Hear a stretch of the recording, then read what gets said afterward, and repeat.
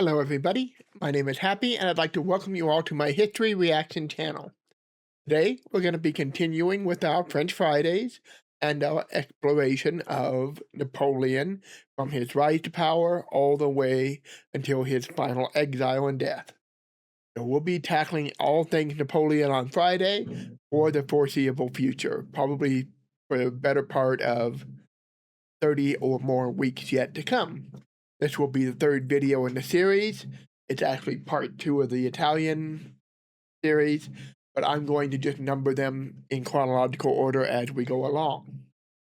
So with that said, I will have a link to the original content in the description down below.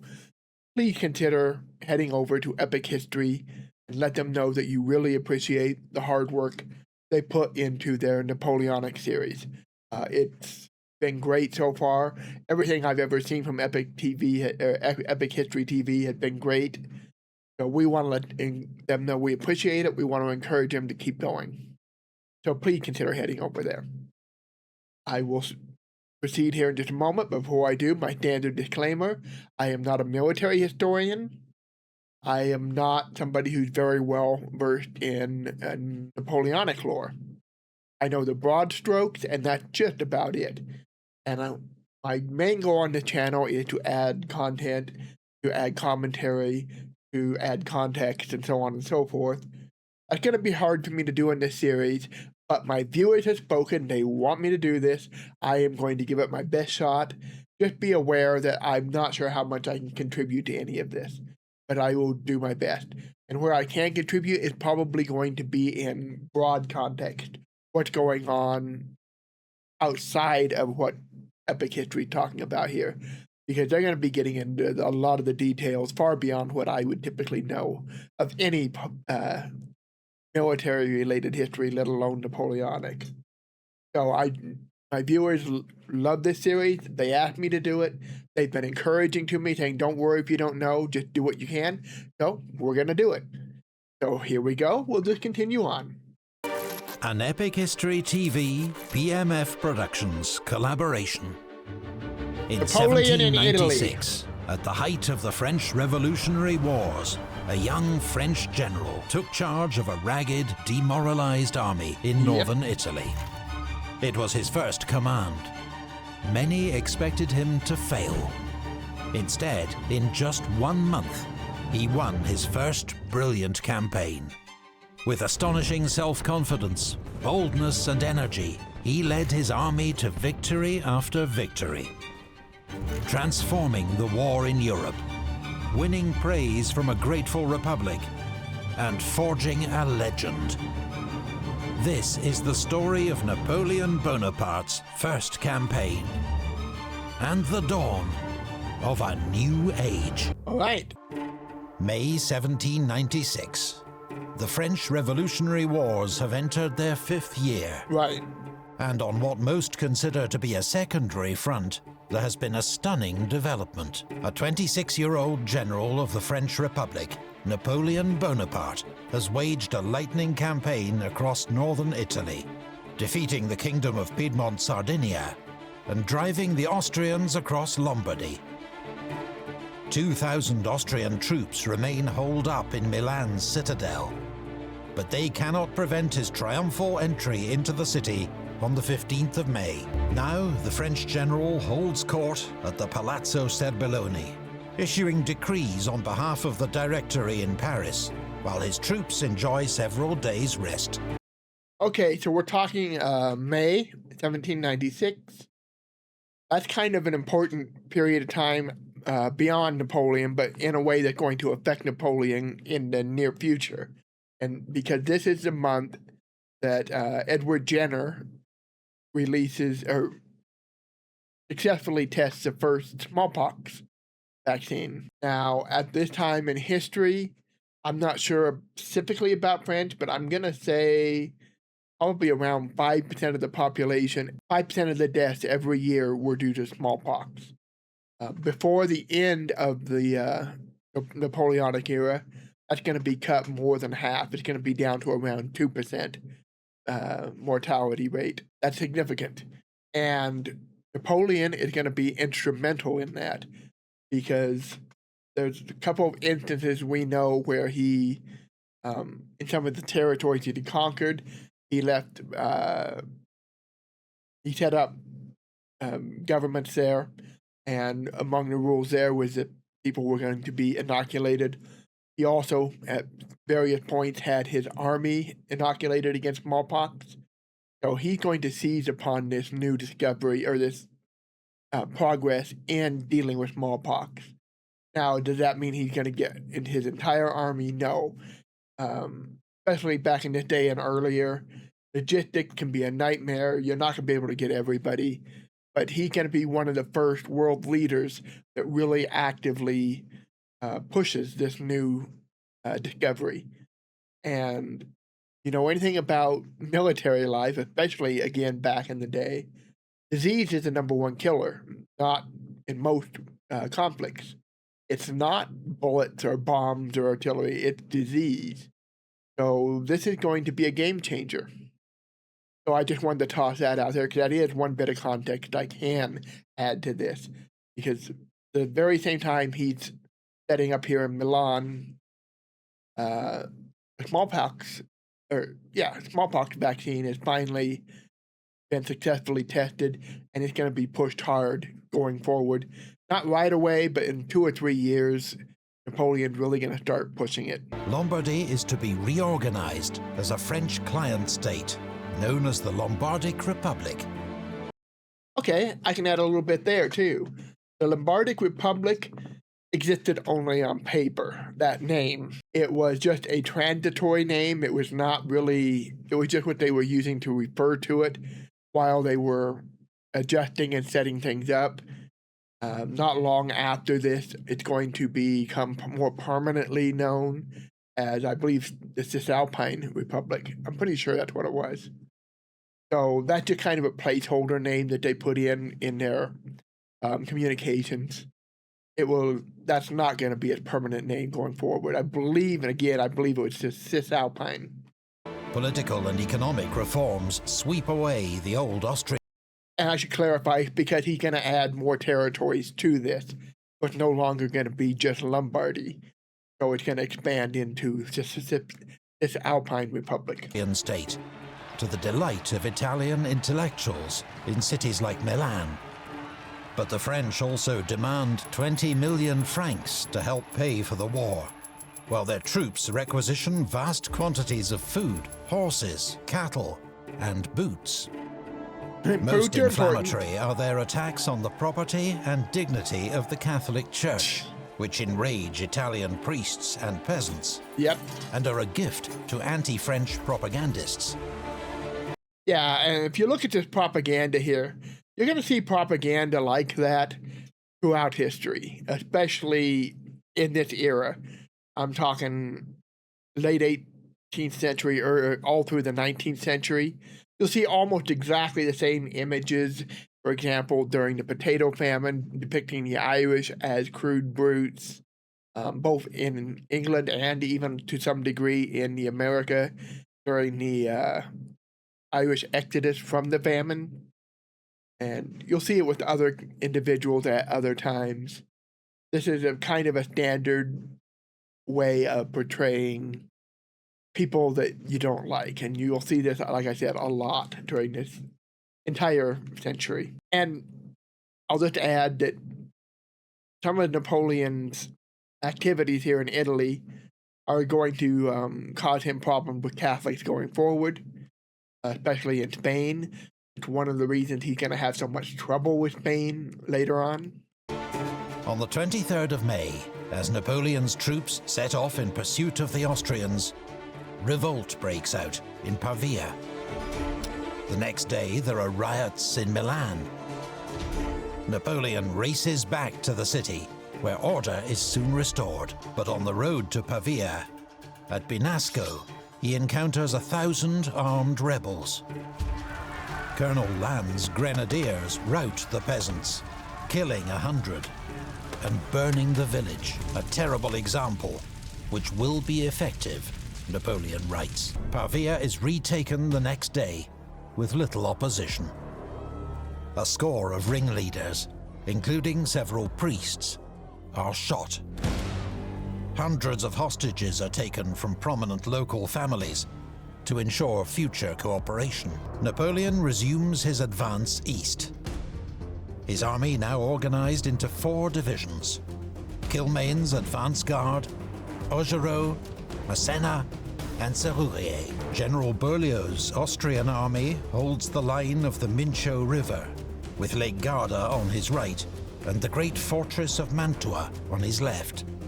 This, together with the fortresses at Peschiera, Verona, and Lagnago, forms the famous quadrilateral, 4 bastions that cement Austria's grip on northern Italy. But once more, Beaulieu can't get a read on Napoleon's movements. He scatters his troops, trying to defend 4 potential crossing points, and is further distracted by fake preparations to cross Lake Garda by boat. In fact, Napoleon has decided to cross the Mincio at Borghetto, and when Kilmain's advance guard arrives, they find the bridge defended by a single battalion of infantry and handful of hussars. The Austrians are soon driven back, but a sudden counterattack nearly bags General Bonaparte himself. A possibly dramatized account has him hopping over fences with one boot on to evade the hussars. Possibly dramatized, but I like to think it's true. He needs to be knocked down a peg once in a while. I mean, seriously. This lucky escape leads to the formation of an elite cavalry detachment to act as Napoleon's personal escort. They are named the Compagnie des Guides à Cheval. Their commander is a young cavalry captain named Jean-Baptiste Bessières. In time, this unit will become the famous Chasseurs à Cheval of the Imperial Guard, the Emperor's ever-present bodyguard on campaign. Taken by surprise by the crossing at Borghetto, Beaulieu begins a withdrawal to a new defensive line in the Adige Valley. However, at Mantua, he leaves behind a reinforced garrison, well supplied and ready to withstand a siege of at least 2 months. Napoleon cannot bypass Mantua. Its garrison is too powerful.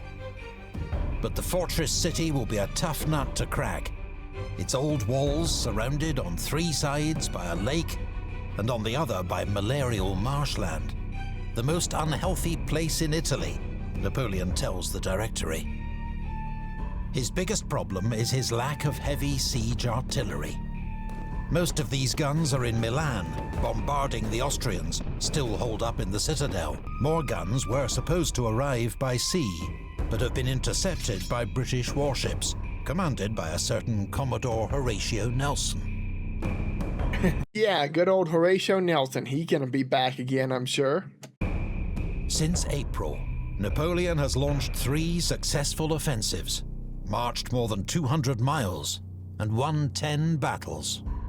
But finally, outside the walls of Mantua, he is brought to a halt, and the demands on his limited force are growing. He must maintain the siege of Mantua, even though its guns outnumber his own and no direct assault can be made. He must protect his lines of communication back to France, and guard against further revolt in Lombardy. And he must be ready to face the Austrians, who are receiving reinforcements from Germany and will soon counterattack. Pretty complicated situation. To add to his problems, the French Directory demands that he lead into central and southern Italy.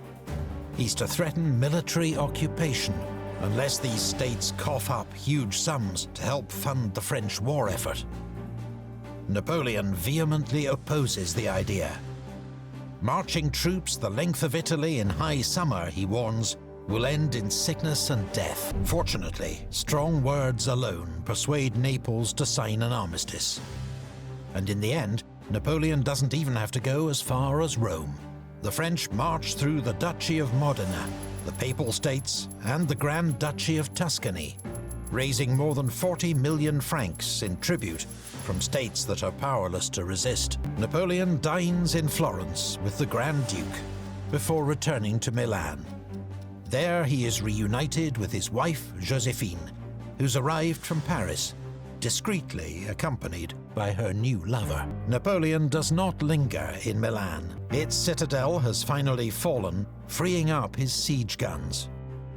His troops have seized another 150 guns from the forts of central Italy. All that helps if you can get those guns you need. Still gonna be a tough nut to crack with looking at the geography here.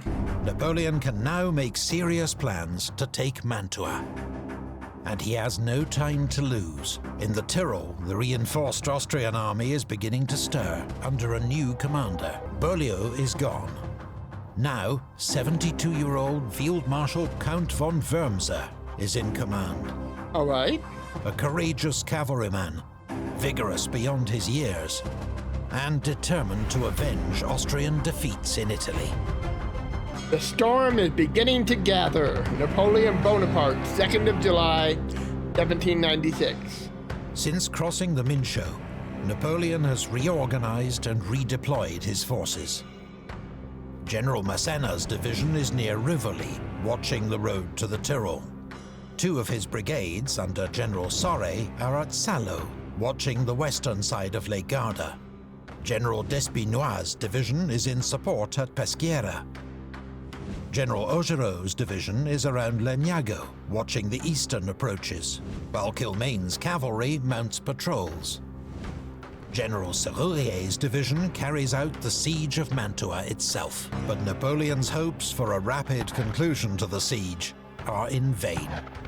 The Austrian garrison conducts a skillful and active defense, raiding French entrenchments and seizing supplies. Murat, recently promoted to brigadier general, plans to lead a group of men in Austrian uniform across the lake at night to take the guards by surprise.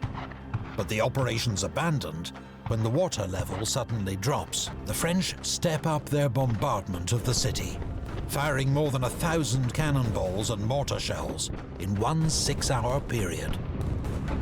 Mantua is being battered to pieces, but its walls are not yet breached. Napoleon is out of time. Field Marshal Wurmser is finally marching to Mantua's aid. He has divided his army into 4 columns. 2 central columns are advancing down the Adige Valley directly towards Mantua.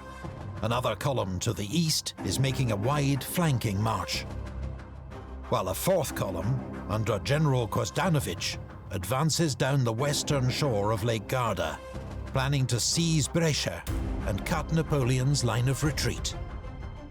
Massena comes under heavy attack and, severely outnumbered, abandons Rivoli and begins a fighting retreat.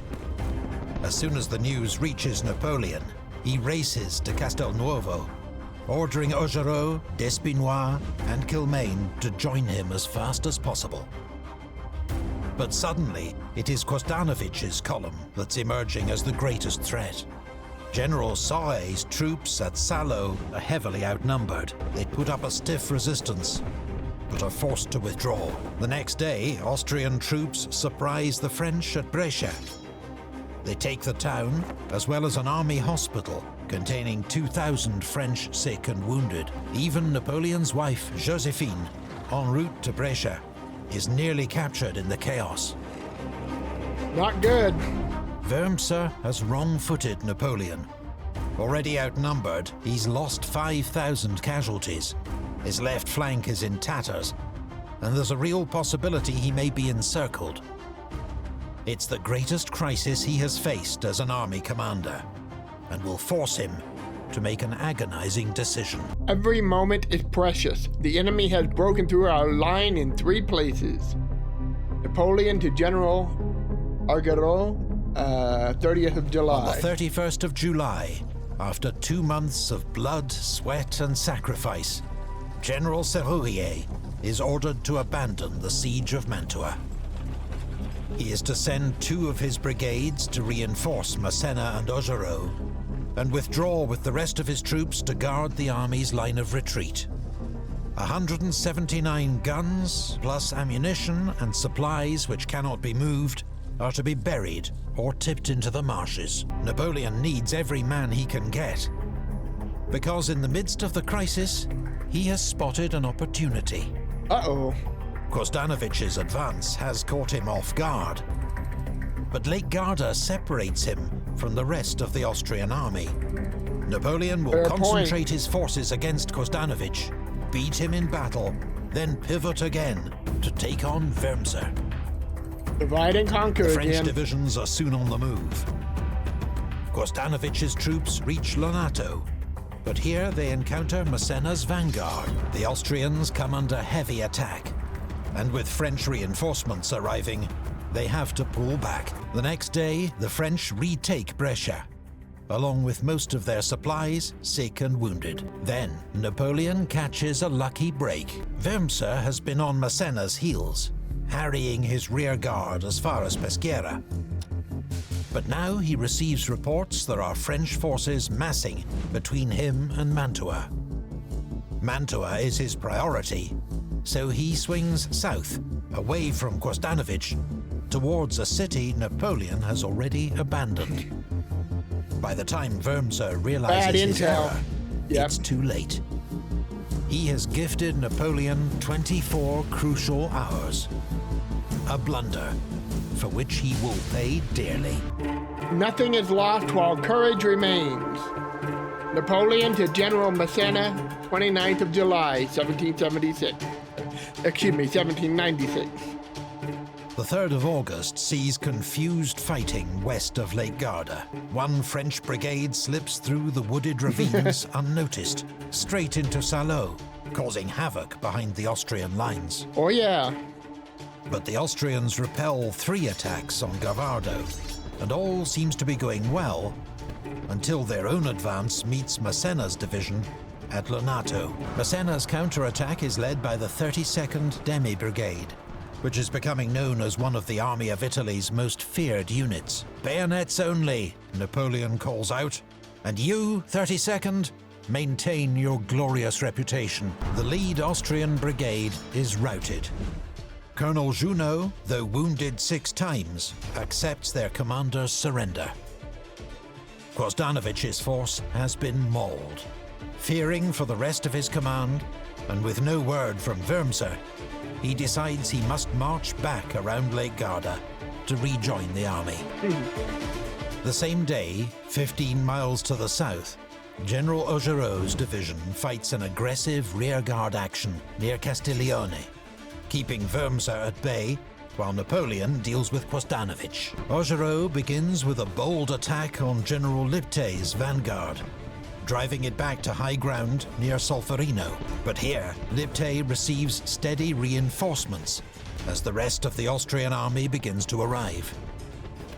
Augereau keeps up the pressure, preventing an Austrian advance, and though there's a late scare when enemy cavalry sweep around his left flank, they are unsupported and soon pull back. Yeah, that's bad if you're not supported. For Augereau and his men, it is a long day of heroic action against a superior force, one which Napoleon will never forget. 12 years later, as emperor, he will make Augereau Duke of Castiglione, and always remind his critics, he saved us that day. Nevertheless, by nightfall, Augereau's division is at breaking point. Our soldiers are exhausted from fatigue and hunger.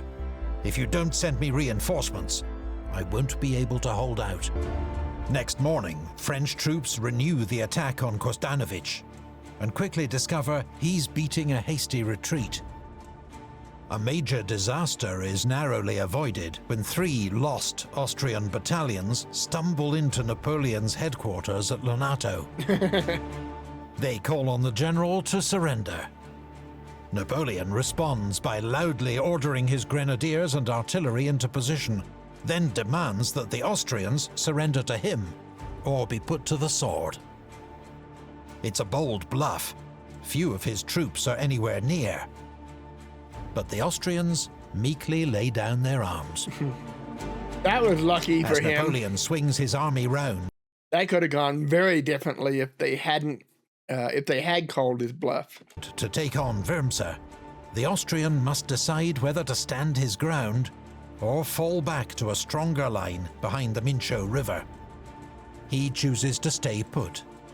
By engaging Napoleon, he hopes to buy time for Kostanovich to regroup and resume his advance, and for Mantua to be resupplied. His reasoning is sound, but his intelligence is out of date, and he's underestimated the speed at which Napoleon's forces will move. For 8 days we have been in the saddle. We do not want to allow the enemy rest until we have destroyed him. General Berthier to the Directory, 5th August of 1796. At dawn on the 5th of August, the Austrian army is 4 miles east of Castiglione, formed up in 2 lines. Its northern flank anchored on the village of Solferino, its southern flank on a well-fortified redoubt at Monte Medolano. Napoleon faces him with Massena's division in the north, Augereau's division in the centre, and Kilmain's cavalry in the south. He's also formed an elite unit of grenadiers and cavalry to be held back for the decisive moment.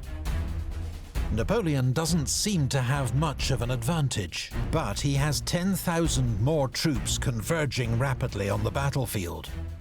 5,000 under General Despinois, marching from Brescia. 5,000 more under General Fiorella, coming from the south. To buy time for these reinforcements to arrive, and to lure Wurmser out of position, Napoleon orders Massena and Augereau to attack. There is a short exchange of fire. Then the French begin a feigned retreat. The Austrians take the bait, some units advancing off the high ground, while Wurmser extends his right wing, looking to outflank Massena's division. Around 9 a.m., the sound of gunfire from the south alerts both sides to Fiorella's arrival behind the Austrian left flank. Oops. Napoleon immediately orders Augereau and Massena to attack again. In earnest, Despinois' troops arrive to join the assault. But Napoleon has sprung his trap too early. Wurmser is not yet fully committed and reacts swiftly.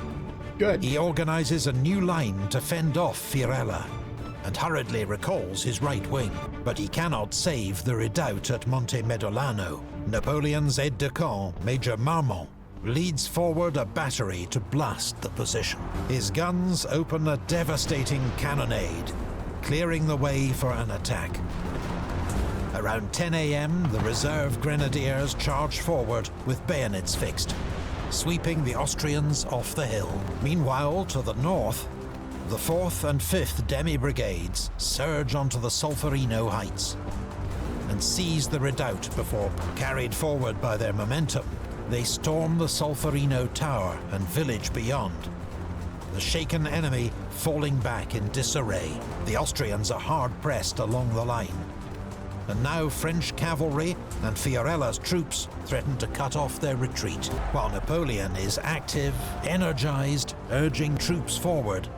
Wurmser seems to go into shock. A French émigré serving with him recalled, "He watched without seeing anything, saying anything, hearing anything."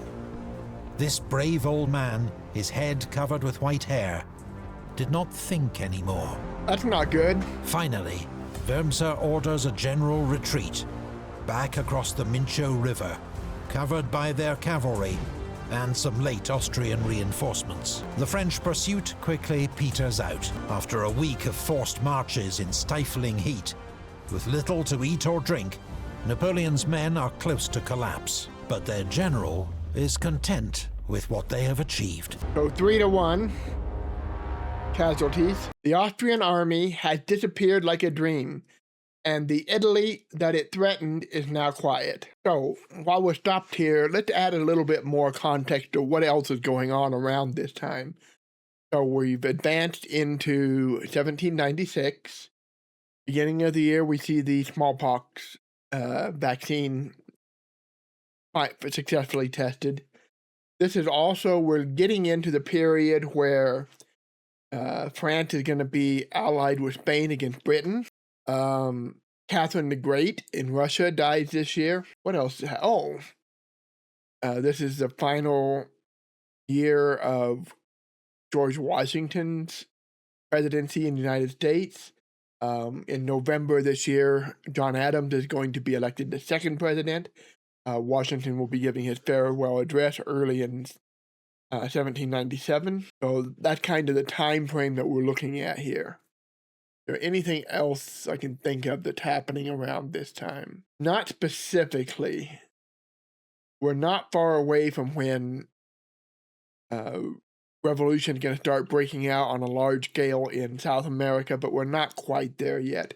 But a lot of what we see happening here is going to inspire that. And I'm sure the rumblings are there already, but it's going to really start jumping quicker and quicker as all of this progresses. So I'm just trying to give some context of where we are historically.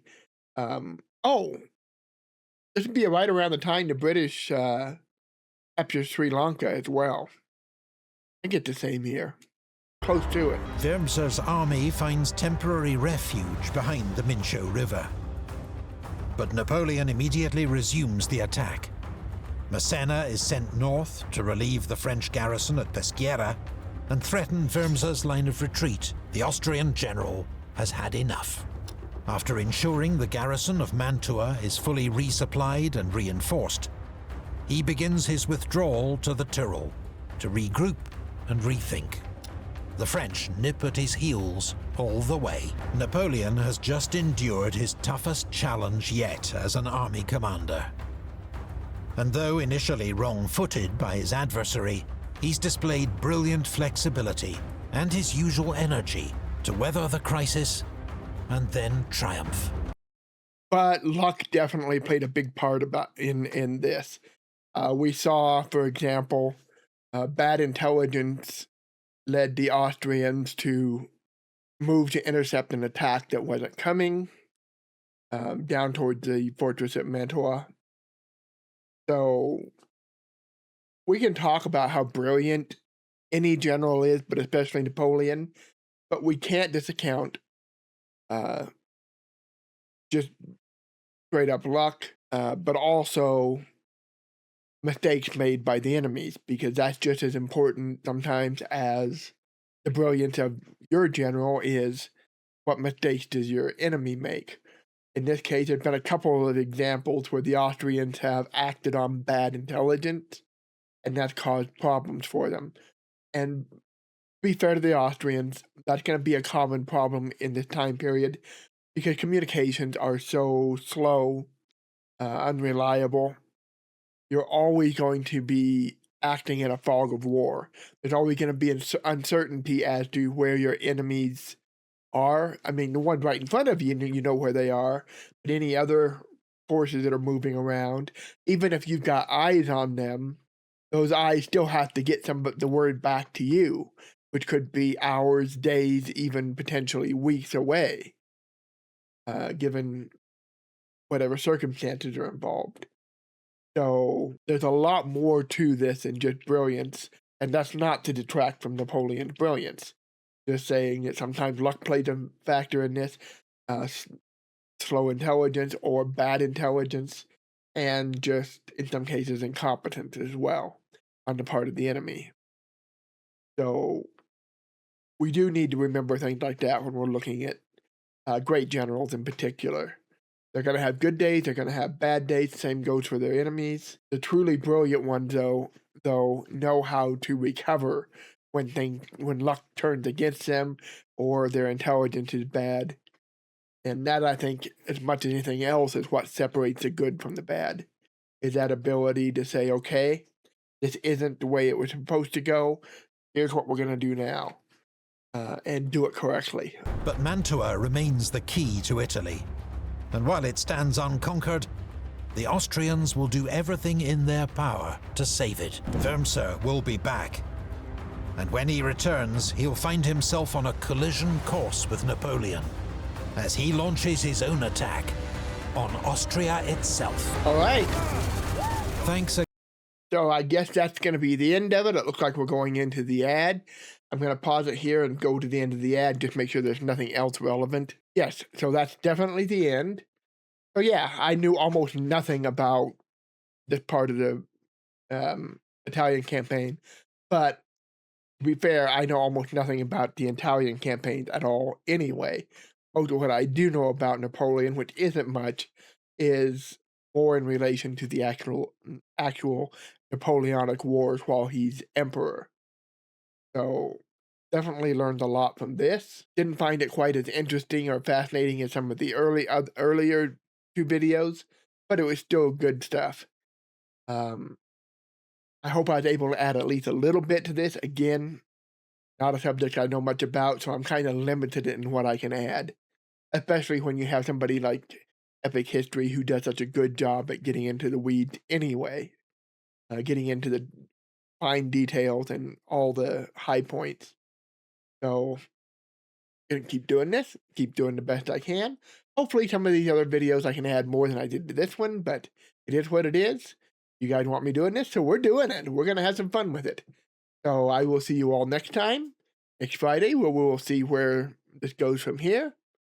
And tomorrow, Saturday, should be part 2 of Oversimplified's Napoleonic Wars. So we'll get the overview finished, and then going forward on Saturdays, we'll just be going through Oversimplified's catalog from oldest to newest and cover everything that I haven't already covered on the channel. So that's my plans for Fridays and Saturdays, and we'll probably get 1 or 2 more Halloween-themed videos out before Halloween itself. And Halloween itself, we'll definitely do one, provided it's not a Friday or Saturday. I don't even know what day Halloween is this year. It should be in the middle week, though. So, anyway, I'd like to thank you all for joining me, and I'll see you all next time. Till then, bye-bye.